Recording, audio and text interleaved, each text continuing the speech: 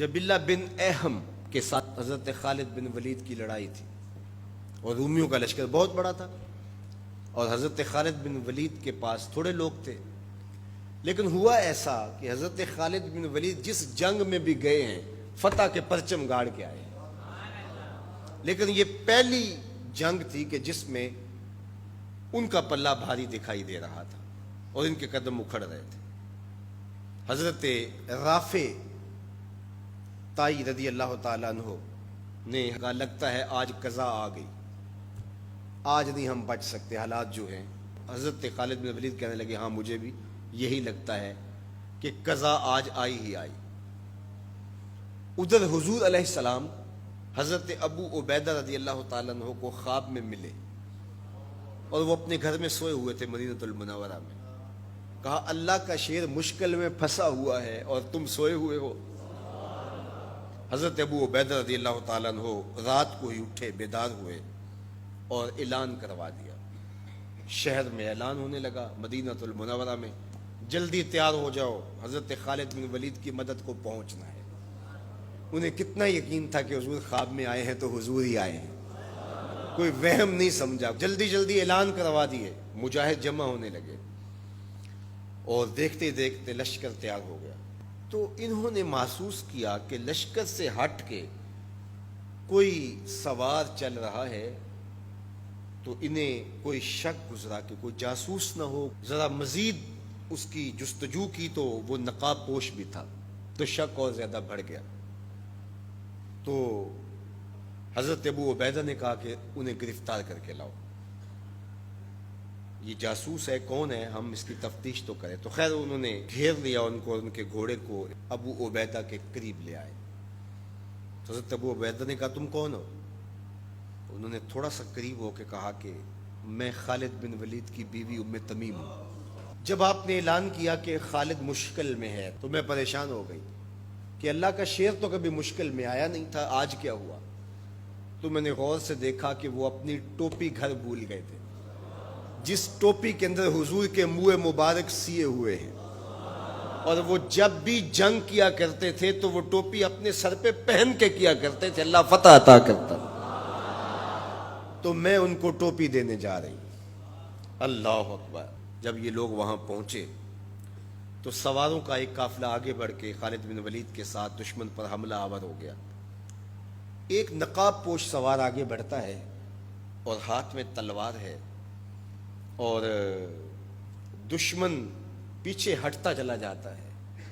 تو خالد بن ولید کو رشک آیا اس کی بہادری پہ اور خوش بھی ہوئے اور حالت جنگ میں اپنے گھوڑے کو ایڑ لگا کر کے اس سوار کے قریب ہوئے اور کہا نقاب پوش جوان تم کون ہو، اتنی بہادری سے لڑ رہے ہو؟ تو اس نے ہلکا سا نقاب الٹ کے کہا پہچانو تمہاری بیوی ام تمیم ہوں اور تمہیں وہ ٹوپی دینے آئی ہوں جس کے اندر حضور کے بال سیے ہوئے. تو حضرت خالد بن ولید کو انہوں نے ٹوپی عطا کی اور انہوں نے سر پہ رکھی. اللہ نے اسی دن مسلمانوں کو فتح عطا کر. یہ حضور علیہ الصلوۃ والسلام کے بالوں کی برکت تھی. حضرت ام سلمہ رضی اللہ تعالیٰ عنہا کے پاس، زوجہ رسول صلی اللہ علیہ وسلم کے پاس حضور کے مبارک بال تھے.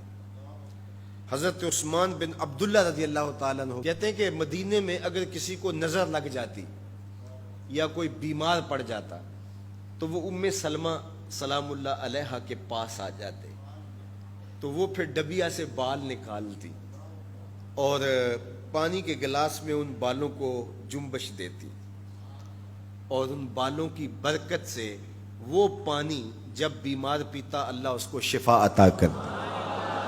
یہ حضور کے مبارک بالوں کی برکت ہے. اللہ اکبر. اور ایک دن حضور غسل کر کے آئے اور سیاہ رنگ کے مبارک بالوں، اللہ اکبر، کا حسن اور نمایاں ہوا تو حضور نے ایسے ہاتھ ڈال کر کے ایک بال الگ کیا اور ساتھ ارشاد فرمایا من ازا شعرتم من شعری فالجنت علیہ حرام. سن لو جس نے میرے بالوں میں سے ایک بال کو بھی اذیت دی اس پر اللہ کی جنت حرام ہے.